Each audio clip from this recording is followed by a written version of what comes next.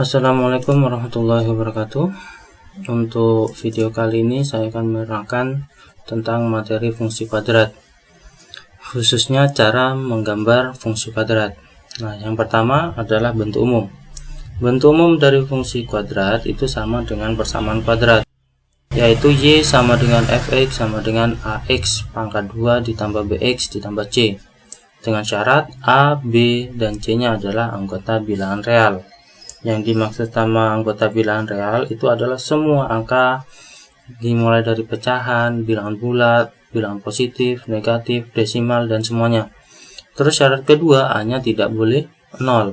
Seperti itu bentuk umumnya. Terus cara menggambar fungsi kuadrat gimana? Ada beberapa langkah yang harus kita lalui. Yang pertama, menentukan titik potong dengan sumbu X. Yang kedua, menentukan titik potong dengan sumbu Y. Yang ketiga, menentukan persamaan sumbu simetri, yaitu rumusnya X sama dengan negatif B dibagi 2A. Terus yang keempat, menentukan titik puncak. Rumusnya adalah P buka kurung negatif B dibagi 2A, negatif D dibagi 4A. Seperti itu. Nah, P ini adalah simbol untuk titik puncak.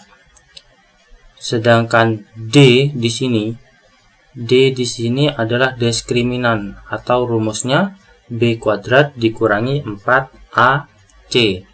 Nah, nanti gambarnya itu ada dua. Dia bisa cekung ke bawah atau cekung ke atas.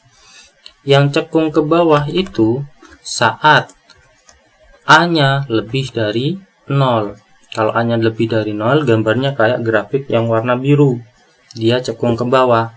Kalau A-nya kurang dari 0, dia gambarnya kayak yang grafik warna merah, dia cekung ke atas. Terus langkah yang kelima adalah menentukan titik lain dengan mengambil beberapa nilai X. Nah, tujuannya di sini apa? Untuk memperbanyak titik sehingga nanti gambar kalian lebih bagus.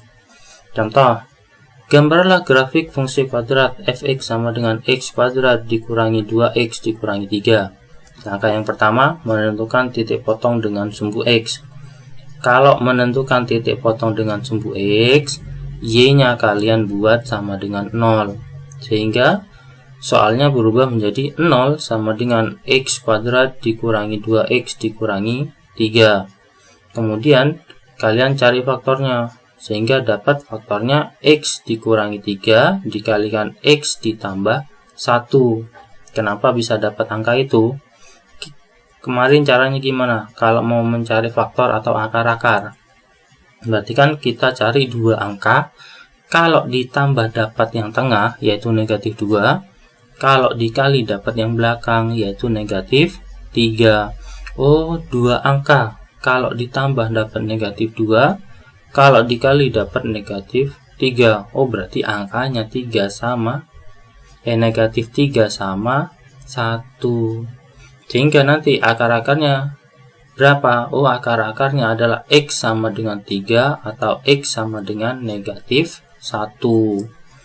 Jadi titik potongnya berapa? Titik potongnya adalah 3,0. X-nya dapat dari yang akar pertama dan negatif 1,0. Negatif 1 dapat dari akar yang kedua. Nah, karena titik potong dengan sumbu X, otomatis Y-nya 0. Terus yang kedua, menentukan titik potong dengan sumbu Y. Nah, kalau titik potong dengan sumbu Y, otomatis X-nya sama dengan 0. Sekarang X-nya kalian ganti 0.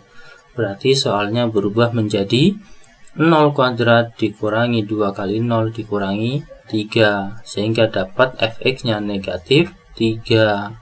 Oh, jadi titik potongnya itu 0, negatif 3. Seperti itu. Terus yang ketiga, menentukan persamaan sumbu simetri. Rumusnya apa? Rumusnya negatif B dibagi 2A. Kita masukkan B-nya berapa? B-nya negatif 2. Oh, berarti negatif buka kurung negatif 2 dibagi 2 kali 1, karena A-nya 1, sehingga dapatnya sama dengan 1. Jadi sumbu simetrisnya X sama dengan 1. Terus yang keempat, menentukan titik puncak. Titik puncak tadi rumusnya apa?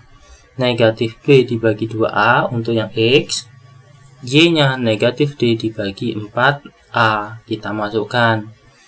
Kalau yang X negatif B dibagi 2A kan sama kayak sumbu simetri itu caranya. Sehingga dia dapatnya 1, koma negatif D. D-nya tadi berapa?